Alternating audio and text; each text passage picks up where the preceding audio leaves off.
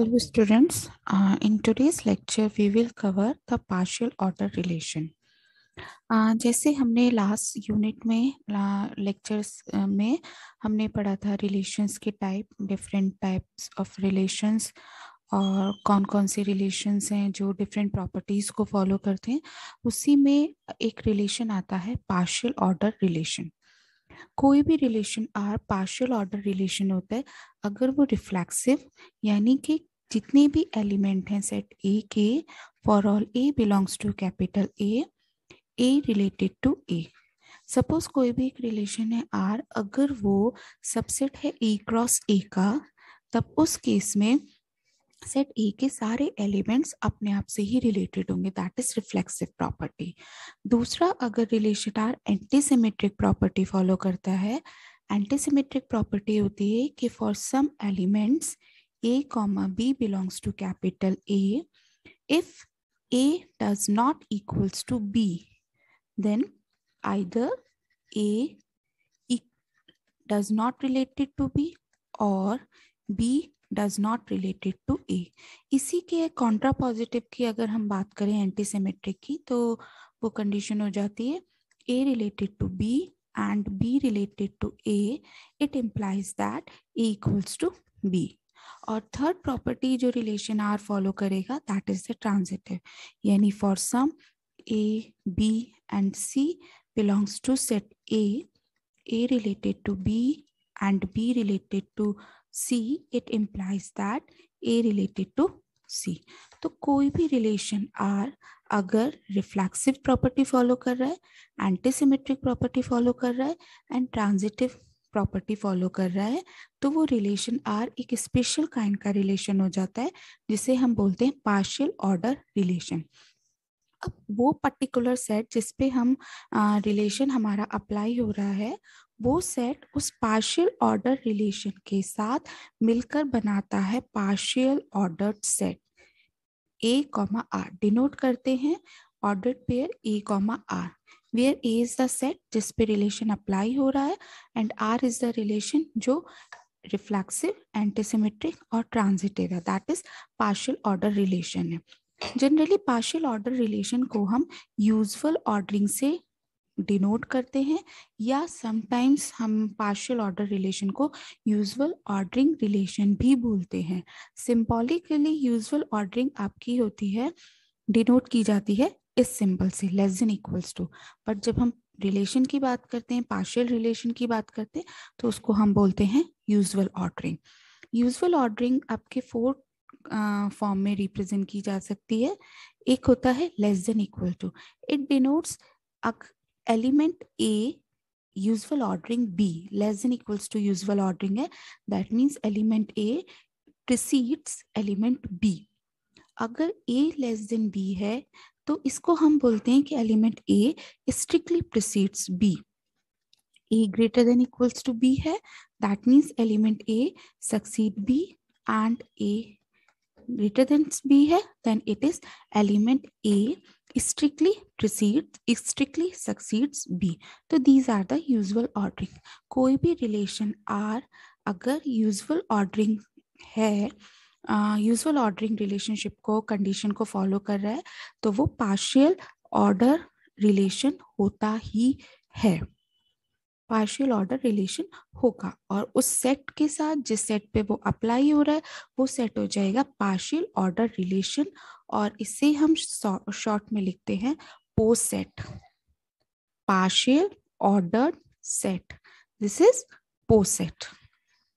तो सपोज मेरे पास एक सेट है, set A is equals to 2, 3, 4 and 6।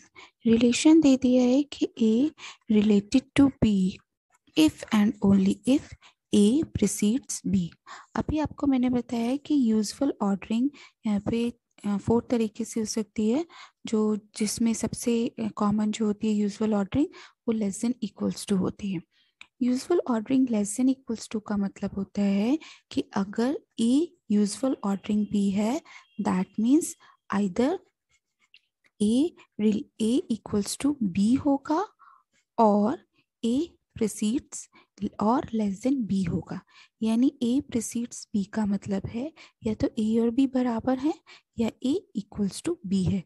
इन दोनों, ये दोनों कंडीशन इक्वल्स टू बी और ए लेस देन बी, दोनों कंडीशन इस प्रीसीडिंग रिलेशनशिप को, यूजुअल ऑर्डरिंग रिलेशनशिप को फॉलो करते हैं। तो इस बेसिस पे अगर हम रिलेशन आर के ऑर्डर्ड पेयर निकालते हैं तो क्या आएंगे, 2 इक्वल्स टू 2 यानी 2 प्रीसीड्स 2, 2 less than 3 यानी 2 precedes 3, 2 less than 4 that means 2 precedes 4, 2 less than 6 यानी 2 precedes 6, क्योंकि 2 6 से लेस है that means 2 precedes 6, 2 6 को precede कर रहा है। Similarly 3 के ordered pair 3, 3 because 3 equals to b, 3 2 नहीं आएगा क्योंकि 3 2 को precede नहीं करता, 3 is not less than 2, 3 precedes 4, 3 precedes 6। Next आता है 4 precedes b क्योंकि इक्वल का केस आ गया है, 4 precedes 6। और नेक्स्ट आता है लास्ट ऑर्डर पेयर आता है 6, 6। अब यहाँ पे अगर हमें चेक करना है कि इज आर पार्शियल ऑर्डर, तो पार्शियल ऑर्डर रिलेशन को चेक करने के लिए सबसे पहले हम चेक करेंगे रिफ्लेक्सिव, इज इट रिफ्लेक्सिव और नॉट।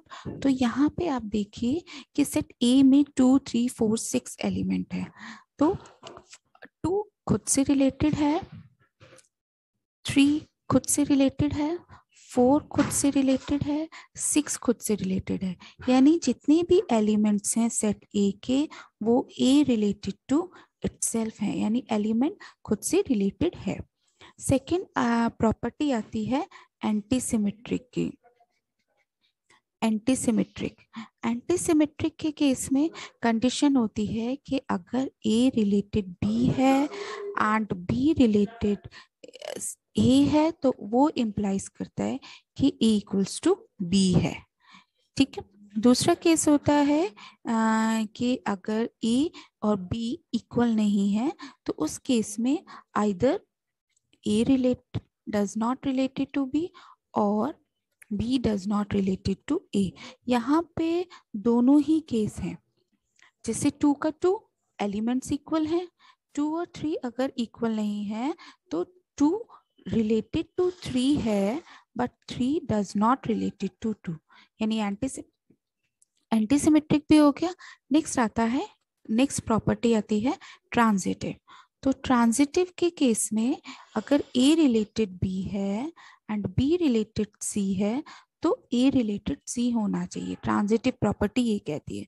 तो 2 रिलेटेड 3 है, 3 रिलेटेड 4 है तो 2 रिलेटेड 4 होना चाहिए। तो आप यहाँ पे चेक करोगे कि 2 और 4 का ऑर्डर्ड पेयर रिलेशन R में है, that means set A with useful ordering is a post set where relation R is partial order relation, partial order relation. So this is a very simple example of partial order relation. अब इसी में अगर एक और example लें हमने कहा let set A is equals to 1, 2, 3, 4, 6 and 12, ये ऑर्डर एलिमेंट्स हैं एंड रिलेशन दे दिया A precedes B if A divides B, A divides B, A divides इसे हम बोलते हैं A divides B, इसका मतलब होता है A B को डिवाइड करे, ठीक है। A डिवाइड्स B का मतलब होता है A B को डिवाइड करे। चेक करना है is R partial order relation, partial order relation is R partial order relation। तो इस केस में पार्शियल ऑर्डर रिलेशन अगर हमें चेक करना है तो सबसे पहले हम रिलेशन R के ऑर्डर्ड पेयर बनाएंगे। तो क्या 1 डिवाइड्स 1 है, 1 डिवाइड्स 1, 1 डिवाइड्स 2 क्योंकि 1 तो सबको डिवाइड करता है, 1 डिवाइड्स 3, 1 डिवाइड्स 4, 1 डिवाइड्स 6, 1 डिवाइड्स 12।